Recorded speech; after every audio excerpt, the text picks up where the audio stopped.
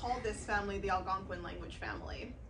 However, there are many Lenape people who think that it actually should be better named the Lenape language family. So we have Nanticoke and Lenape being connected, but the language family that we're part of is actually huge. And I didn't even realize when I started learning the language how big and connected our languages are. So you have all of these communities on the eastern seaboard, you know, except for this little corridor of the Haudenosaunee people, which are, you know, different people, other people. But you have all of these Cree speakers across Canada, and you have people in this language family, you know, going all the way far to the west. And linguists have called this family the Algonquin language family. However, there are many Lenape people who think that it actually should be better named the Lenape language family. Because the reason that it got named the Algonquin language family in the first place is because when you had early settlers, they came and they visited a coastal community and, you know, asked them who they were, and they said, we're Algonquin. And so they're like, all right. And then they go further in, you know, the next village down, and they realize that these people are also speaking a similar language to the first people they met. So they're like, oh, they're also Algonquin. And so moving from the coast inward, the colonial linguist determined that this language family should be called the Algonquin language family. However, many of our Lenape people, we recognize the Lenapes as the grandfathers of many of our eastern communities. And so as part of this language work, sort of reclaiming our connections, our linguistic connections to each other, and thinking about this being that extended Lenape language family. And so the Nanticoke language doesn't have any first language speakers right now. So we don't have any, even any elders that speak the language. Linguists have called this family the Algonquin language family. However, there are many Lenape people who think that it actually should be better named the Lenape language family.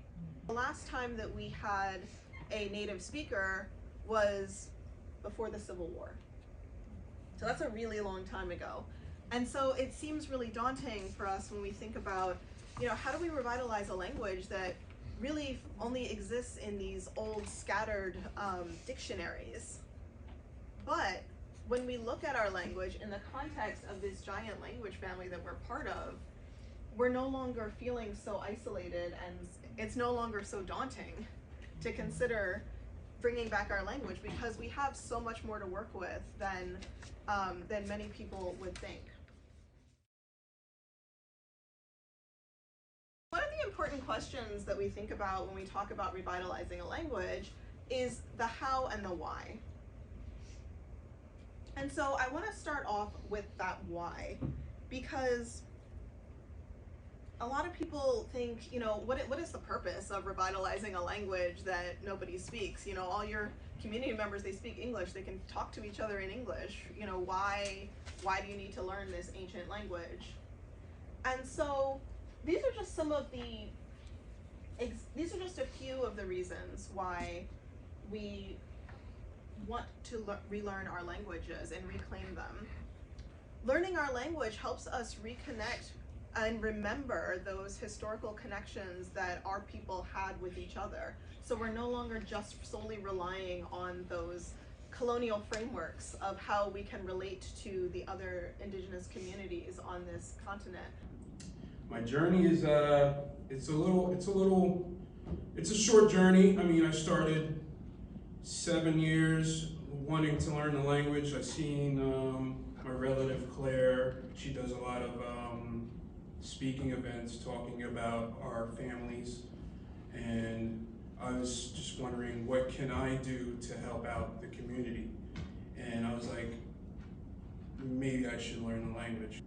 I took it upon myself to learn the language, maybe one word a week or something like that. And I was learning the Unami language first, but then a few years later, I met with Karen at the language class up in Ramapo, and we did the language, what was that called? Language camp. The language camp, which took all day, and we did that for the whole weekend. And I said, I don't know any of these languages, these words. He said, well, let it sit with you, and you'll get it.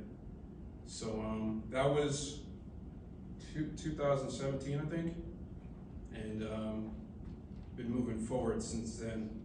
By learning our languages, we're in a better position to recreate and reinforce those relationships. Another important thing that both of our other speakers have mentioned this morning is about our languages being used to reconnect to our ancestors and to their worldviews. So being able to think like our relatives did. And so a couple examples of that are in Nanticoke and in Lunape, there is this term of animacy. And for everyone in Karen's class, you know, her explaining those, those differences and helping us through those grammatical structures. But animacy is not a concept that's represented grammatically in English. And so when we think about the world around us in this colonial Western framework, when we're talking about people, we use those personal, those pronouns, he, she, they, to talk about the people in this room. And then we have animals we know. So for those of you with pets at home, with cats or dogs or bunnies, I have a pet bunny, that's why I had to. Sometimes those animals will also get those personal pronouns. They have names, they get referred to with those animate pronouns. However, when you're walking outside and maybe you see that deer walking by or that squirrel or that bird outside, a lot of times in English we're not using those personal pronouns. We'll say it. We recognize that they are alive, they're an animal, they're living and breathing, but they don't have the same level of personhood that people have. And so that's sort of reflected in that language. And then you also have plants.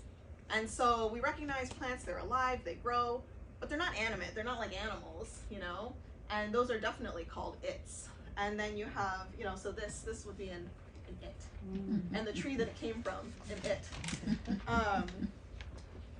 But in Nanticoke and in Lenape,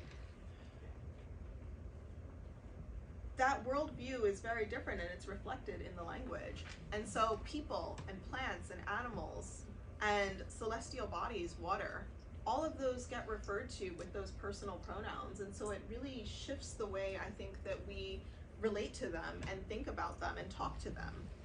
And so reclaiming our languages helps us to rethink those.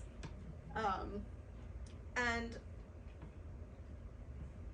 it also helps us to heal from that trauma of genocide. Now, many of the people in this room know a lot of what that's about, so I don't have to necessarily explain to you what that trauma is, right? But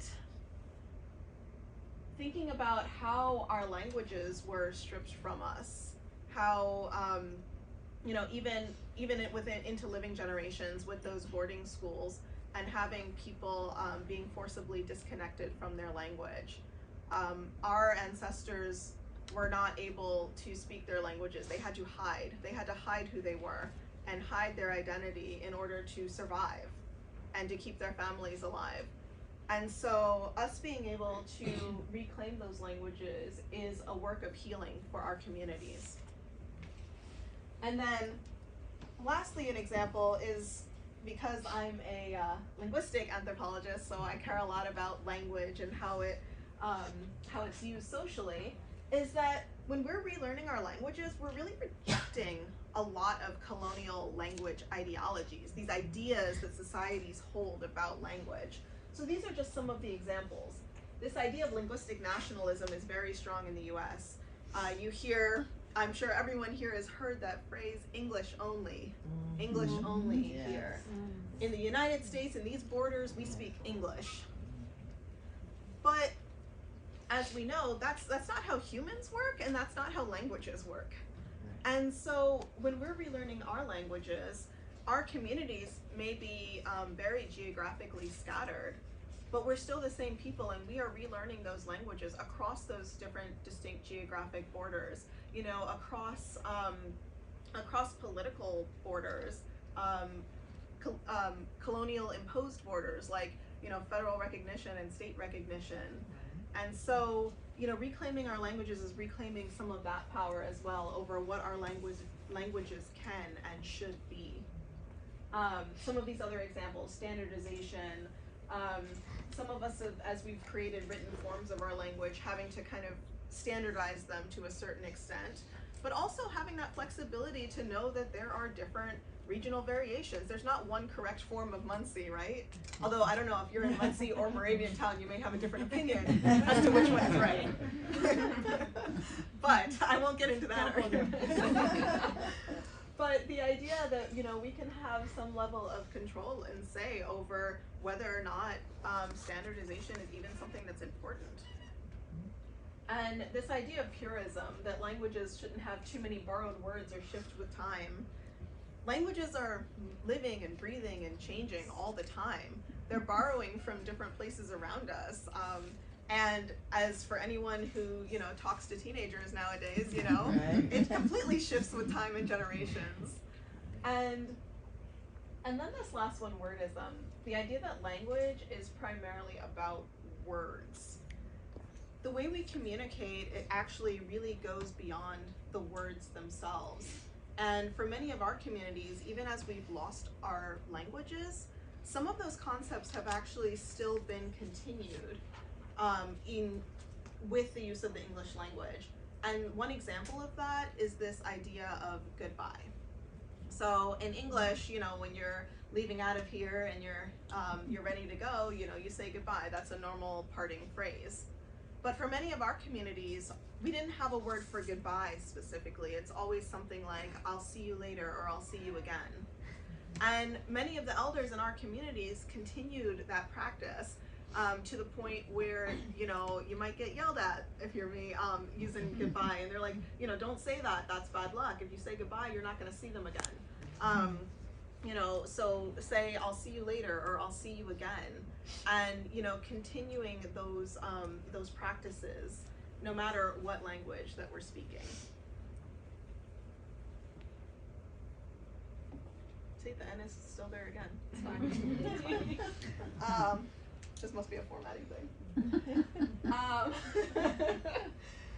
So now that we talked a little bit about why it's important to revitalize our languages, the question of how is a big one, especially for a language like Nanticoke that doesn't have any living speakers.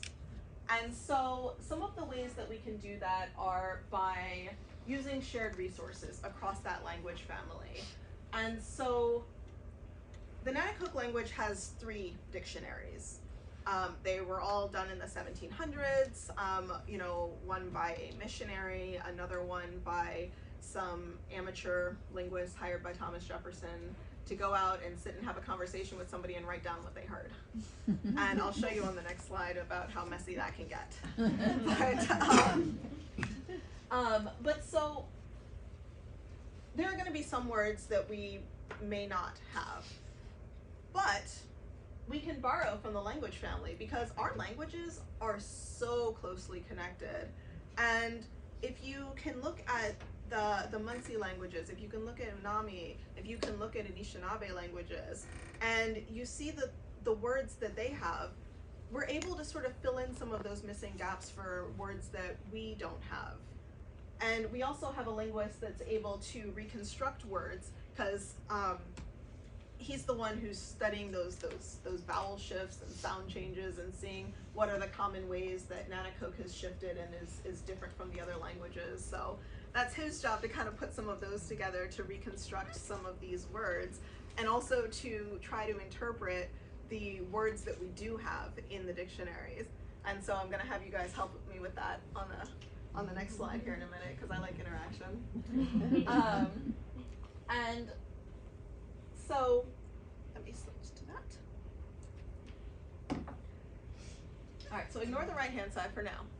So many of you I know who are MUNSEE speakers, you already know what some of these words are. But I want you to just imagine for a second that you're just reading this first word for earth here in a dictionary. How is that pronounced?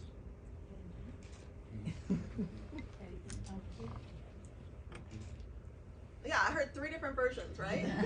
So, yeah, how do we turn that text into our spoken language? How can we figure out how to say these words, how to spell them, if they're even translated correctly?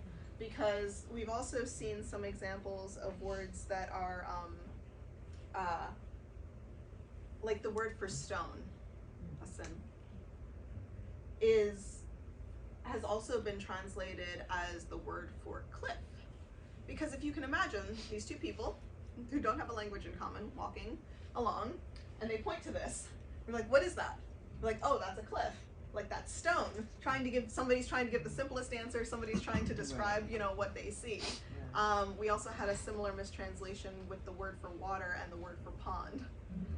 And so it's a very difficult uphill task to really tease out some of these mistranslations. But relying on that language family has been really helpful. And so moving forward today, we are borrowing the sort of standardized language that most MUNSEE orthography that MUNSEE users are using out of that Omira dictionary, and really trying to create words that people can look at and spell and that have some consistency to them. And so now here you have Aki, earth, Ewesh, wind, Ki Shalamoquine, creator, and Wapaneyu, east. And so you now have these vowels representing consistent sounds, so that we're able to, you know, to have something to work with, versus, you know, over here where, you know, you're really trying to figure out, well, okay, did the person who wrote it down, are they an English speaker? Are they a Dutch speaker? Are they a French speaker? You know, what sounds are they hearing? How would they represent those on paper? And so, moving forward for now, we are looking to use this to teach our language to our community. So one of the ways, after we've been sort of teasing through these words and trying to figure out what they are, is, well, how do we bring them back to our community? How do we get people to learn them? Because most people in our community aren't necessarily going to be learning languages out of a dictionary. It's really hard to pick up a dictionary, look through it, and be able to have a conversation in the language. Because that's just not how dictionaries work. That's not really their primary function. And so I worked together with several people from our community, and one of our elders had this idea of really, you know, targeting the children, and, you know, getting the idea that if the children learn to speak our language, you know, the adults will follow and our languages will have a future. And so she had this dream of a children's book in the language. And so we actually spent a good deal of the pandemic, since we couldn't do anything else, really working on this book. And so this is the cover of it. And the title, once it has been spoken, it cannot be unspoken. Katikitawakanan. Katikitawakanan means our language. And I actually want to tell you one interesting linguistic feature about our languages, is that in English we have a singular form of we. But in Nanticoke and in Lunape there are 2 different forms. And so there is we, which is inclusive. And then there is we, meaning some of us but not you. So if I say our language team working on this book, that's me and them, but not you. And so this form is the collective form, the everybody, katikitawakanan. And we wanted to put that on the front cover of our book. On the inside, however, when we are speaking about how our language was forcibly silenced we use the other version, Nanticoke, because really trying to highlight the fact that, you know, our languages have been, you know, they've been targeted. And so, you know, we are reclaiming them, but also we don't own our language. And so this book that we're creating will be available for anyone to read. But we are also going to be making a very strong effort in our communities to make sure that our communities have the ability to relearn their language and have all the resources necessary to do that. And so being able to to convey both of those ideas in the language. And all of our illustrations were done by a member of our community, a talented artist, and we have this character, Grandmother Turtle, who takes you through the lessons. And so the book is colorful and it's geared towards children. And so this is an example of a way that we could introduce ourselves. So taking a page from Ian's book, making sure that the Nanticoke is first in bold, as you see here, Iwina. I did add phonetics and it takes forever. And I have changed them around so many times. And like the way I say it, I have to read it to somebody else and they're like, well, what you wrote is not what you said. And so, you know, having to go through that. So phonetics is a lot of hard work. And then, of course, English underneath. And so I have just a couple of examples to show you from this book. Here are a couple of other pages because there are both illustrations and photographs in the book. And so here you have dear girl and fair boy learning to have a conversation. And so they can say, Kola malas ha? And he'd respond, Nola malas, when is she?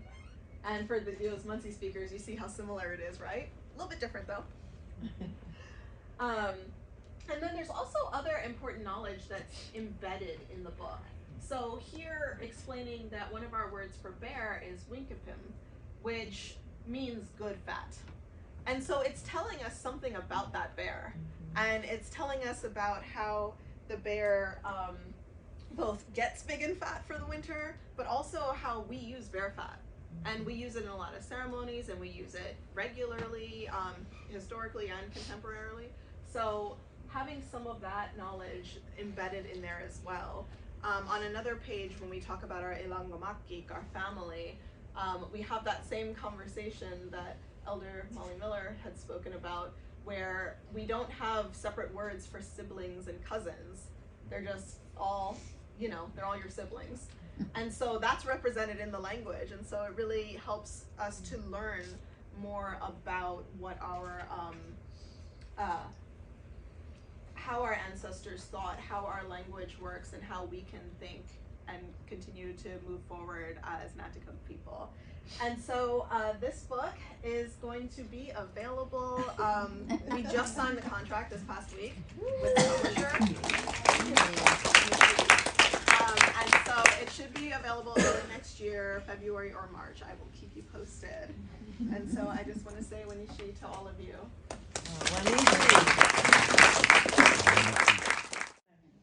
This is the area of, you have to take the lines away. New Jersey, Pennsylvania, New York, Connecticut, drop the lines and just imagine land. And the Lenape speaking areas of lower part of New Jersey into Pennsylvania, the middle part and the northern part stretching all the way up to Connecticut. So I'll pass it around. Sorry about that.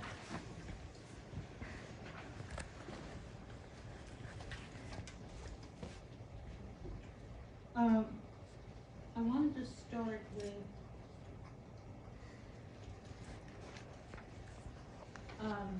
the word shahabi, which I discovered recently in a New Jersey historical booklet that I ran into in the library. When you're looking for something else, you find something you're not even looking for.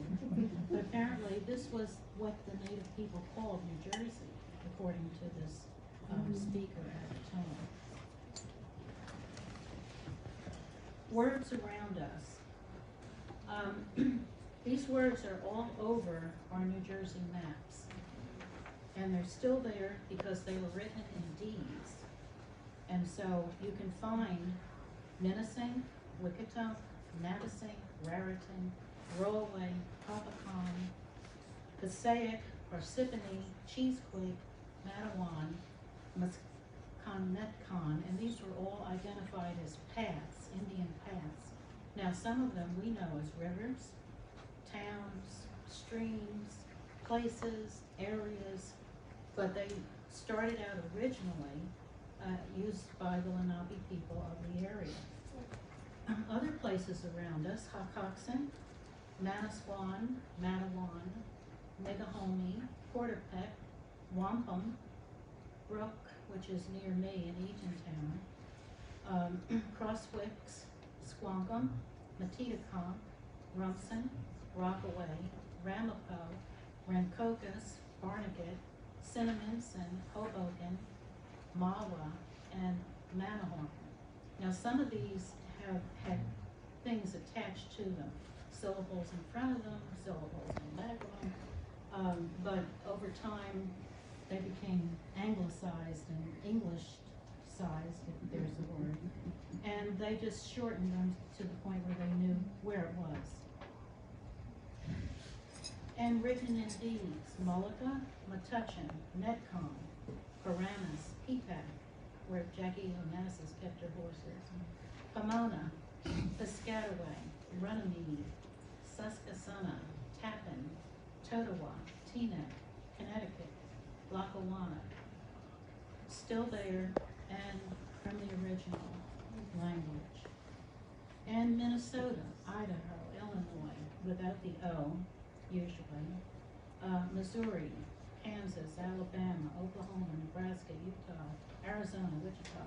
Names of the nations who lived there became the states that we call our states today. Topeka, Chattanooga, Yosemite, Tacoma, Memphis, Canada. Lots of names spelled with a K. And of course, the English changed it to C to be different, Canada. Tallahassee, Tampa, Miami, Bahama, Nantucket, Dakota. So, words that we think are American are Lenape. Chiefs, Seattle, Pontiac, Cadillac, who was also a French governor sent to New France, but there are two Cadillacs, one recorded by Jesuit missionaries, and then another one that came later. Wanamassa, which is near where I live in Asbury Park, Croton, Gowanus. You might have heard of the Gowanus Canal in New York. Oregon, Yucatan, Milwaukee, Mississippi, Ohio, Arkansas, Massachusetts, Buffalo, Tuckahoe, Secaucus, Pompton, Papahuari, Neshonoc, Natalogan, Merrick, and Ronkonkoma. I think what got me interested in this was 4 years I spent working in the New Jersey Bell Telephone Company as an operator when I was in high school. Back in those days, you had to put money in a phone, like a dime, to get the operator to connect you to Ronkonkoma or Mount Merrimack or some of these strange places. And I'm like, where is that? So I got hooked. Navesink. According to this New Jersey Historical Society bulletin I ran into a couple weeks ago, Nawa meant point or angle or corner. So they think that the words that started with Nawa meant like a peninsula or something that juts out. Navesink, other variations of spelling that you come to in different writings through the centuries. I just wrote them out for you. Nara Sons, Never Sinks, Nawa Sons, Nuwa Says, Nova Sons, and Novam Sun. Now see, in our area, it was settled by the Dutch first in the 1620s, 30s, 40s, 50s, 60s. So the Dutch had a very prominent presence in our area of Monmouth County, right across from New York. Then the English took over and rearranged everything, put everything in the way they wanted to say it, used the phonetic spellings and all that they wanted. But it was recorded that the settlers arrived in Nanticoke on December 7th of 1663, and that was in the Albany Record, volume 21, page 401. Now, according to the mayor of Middletown, the town that I live in, they have the date of 1662 as the settlement. So they don't know quite if they came in 62, and went back and then signed the papers. By then it was later, but anyhow, somewhere around that time. Other regional names: Canarsie, Montauk, Mamaroneck, Tammany, Sing Sing, Sagaponack, we call Sag Harbor, Hackensacky was how you'll see it in old writings, i.e. was dropped off. Nyack, and of course mountains: Appalachian, Adirondack, Taconic, Allegheny, Kittatinny, Pocono, Shenandoah, Watchung, and the language groups of that area on the map that I got going around. The MUNSEE, groups that were in that area, and I'm not going to try to pronounce them all, but you can see the Wawa, beginning on a number of them. The Unami meant people down the river, and you see the Navasinks are included in that area, and even Mancocus, and the Unalatico. And I'm not going to try to pronounce this, but you can see the Absecon. The word Absecon probably comes from that group right there.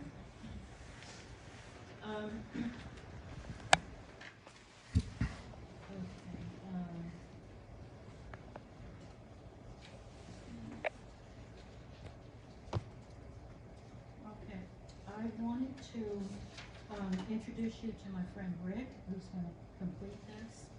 And Rick and I met on a project speaking at Red Bank Library years ago. We've been friends ever since. He's the author of several books, including Hidden History of New Jersey.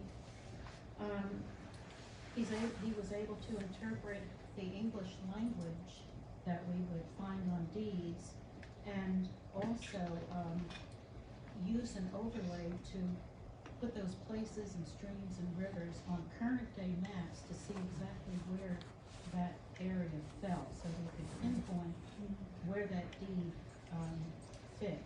And of course, if you see the language in these deeds and you can barely read it, it's like 400-year-old so-called English. You can get a word every now and then, but it's a definite skill.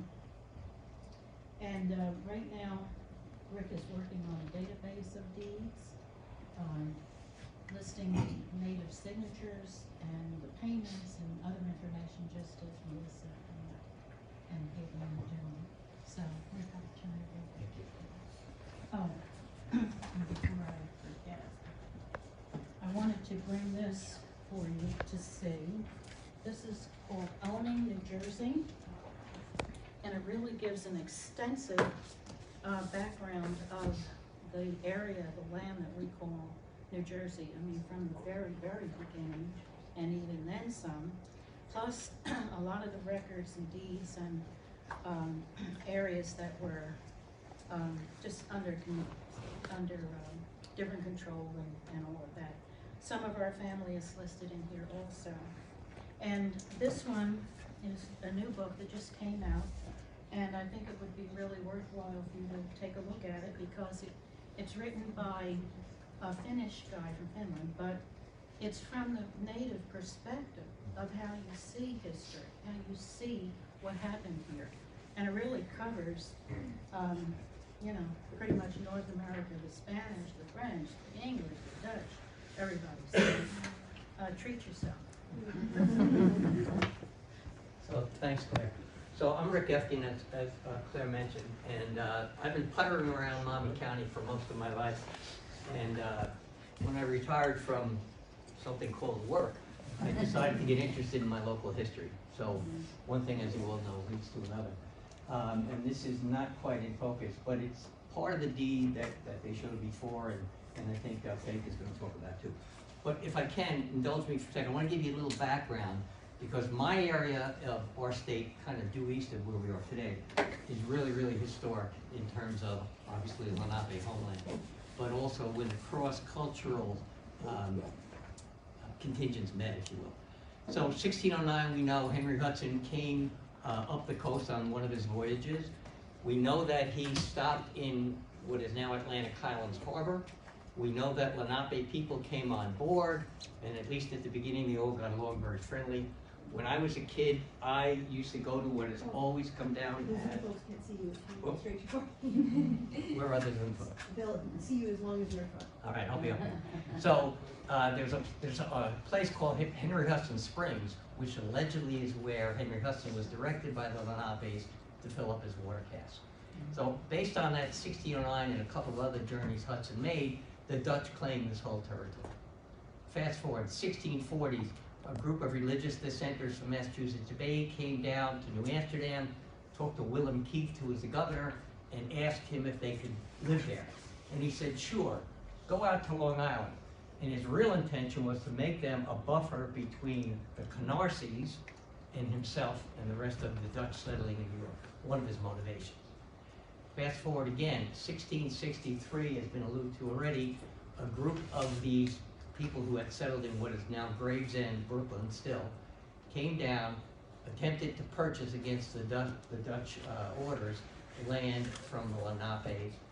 And then in 1664, when the English came in and took over and changed everything, as Claire said, English folks started to buy, in quotes, property from the Lenapes. Okay, that's because Richard Nichols, the governor, the English governor, said you must contract with the Indians first, and then we'll give you land grants. Okay, so that's kind of the preamble. This deed is here in the library. I think we're going to see it today, right? And it's very, very important to all of our histories for a couple of reasons. So it dates to that year, so it's roughly 9 or 10 years after what was called the Monmouth Patent, one of these huge land grants, Duke of York, Richard Nichols, to the English settlers. And in this deed, when you get into it, you can't see it there, of course, we've got the names, you saw them before a little bit, of some Lenape segments, okay? And also the English folks. All right, that's interesting in and of itself. But when you get into, sorry for the formatting, when you get into the actual deed and look at it, there are a multitude of place names, which are important for a lot of reasons.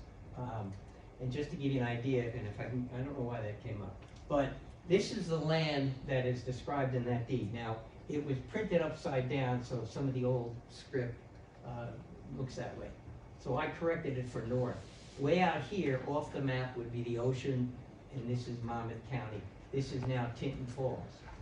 This is the Navesink, right, in the deed, the Neversink River. And then other portions of the deed talk about things that we can identify today. And I won't try to pronounce all of these, but the first creek that is described is there, et cetera, all the way around, until you get to this. And I'm hoping somebody here can kind of take that name, which is the name that the Lenape called Tinton Falls. Does that look familiar to anybody? Warramimundum? Any part of that? Okay. Yes? Well, not in Lenape, but in Algonquin, woody means good. I don't know if that helps. Might, okay. But again, the importance of this is that we have names from 1674 that we can identify. By the way, this name down here, Hacoxum, we still have that right there in our geography. We call it Hacoxum. So it hasn't changed very much. So this is, among other deeds, a really, really vital source of information that I hope will do a couple of things. In some of these early deeds, we have a man named, and he says, my brother. Now, I don't know if that's his actual brother, okay, but it might be. So I'm thinking that if we can accumulate enough material, we can establish possibly some genealogies as well to bring forward, and then maybe connect it with, which is what happened with what happened in Canada years later. Okay, the reason this particular deed I use for an illustration is it's very, very important for a lot of reasons. The obvious one is it contains Lenape personal and place names in at least what the English heard. Okay, it's also got some Dutch and clearly English names as well. And then this particular deed, and right here at the Tinton Falls, an actual waterfall, is where a couple of years later, Lewis Morris, who's incredibly instrumental in our history of New Jersey, first brought up Barbadian slaves to work this whole geography, but particularly his iron and then grain mines, mills. So there's a lot going on here just in this one deed. So that's one deed. So that led me to think about, what about other deeds? This is an eye chart. There are hundreds of deeds in what are called the colonial conveyances, early English records, okay, a lot of which were lost in the Revolution. But there's listings, I have them there online, I can give them to anybody who wants them. And what they did was, and they always start here, Indians, to whoever the English settlers are, and then the geography. This is just a listing. I underlined for my own selfish reasons, Monmouth County deeds that I want to begin to explore. But if I blow up one here, every once in a while, they will point to a deed with 2 Lenape names, okay, who it got sold to, and then if I drill down into that deed, which I won't do now, I can probably figure out where that was, not too far from here, on the Raritan River, and then we can probably definitely plot that land, and any place names that are mentioned, we can show where they are today. So I think that these hundreds of records, there's page after page of these that are ascribed as Indian deeds, can contain a wealth of information, genealogically, historically, culturally, it goes on and on and on. And I think as I create, I'm going to start with a simple Excel spreadsheet, and maybe we can expand that to a database that can link up with what I just heard about the MUNSEE records. And we may even get lucky and find names that overlap. Because these deeds go not only just from the beginning of contact, but through almost into the 1800s. So again, a wealth of information there that we can discover. So I think that's me. Thank you. This family, the Algonquin language family. However, there are many Lenape people who think that it actually should be better named the Lenape language family. Because the reason that it got named the Algonquin language family in the first place is because when you had early settlers, they came and they visited a coastal community and, asked them who they were, and they said, we're Algonquin. And so they're like, all right. And then they go further in, the next village down, and they realize that these people are also speaking a similar language to the first people they met. So they're like, oh, they're also Algonquin. And so moving from the coast inward, the colonial linguist determined that this language family should be called the Algonquin language family. However, many of our Lenape people, we recognize the Lenapes as the grandfathers of many of our eastern communities. And so as part of this language work, sort of reclaiming our connections, our linguistic connections to each other, and thinking about this being that extended Lenape language family.